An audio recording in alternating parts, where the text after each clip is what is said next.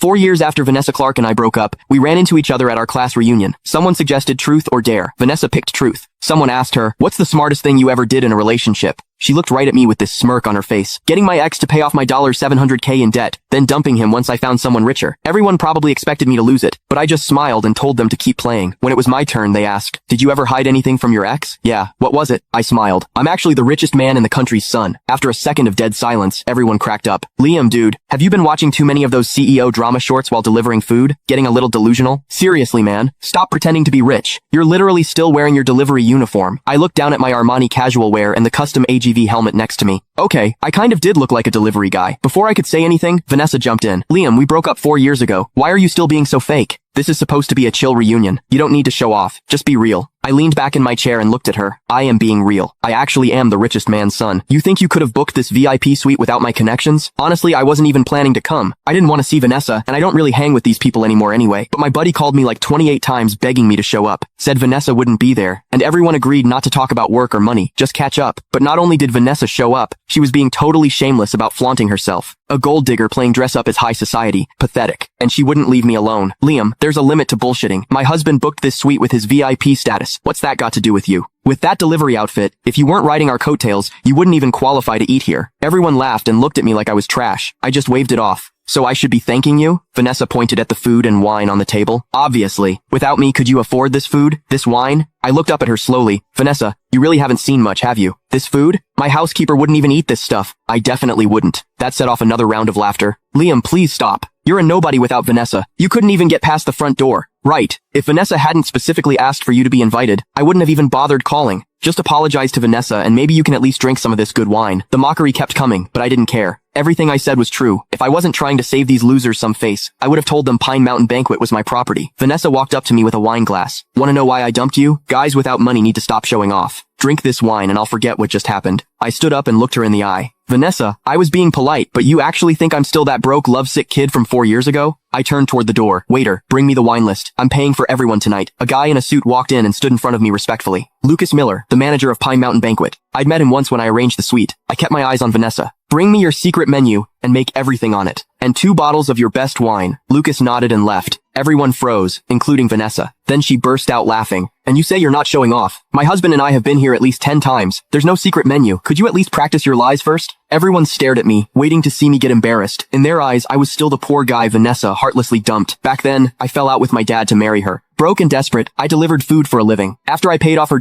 $700K in debt, she hooked up with some rich kid named Sebastian Ashford. Heartbroken, I went home to take over. You can find the full story in my bio. It's free.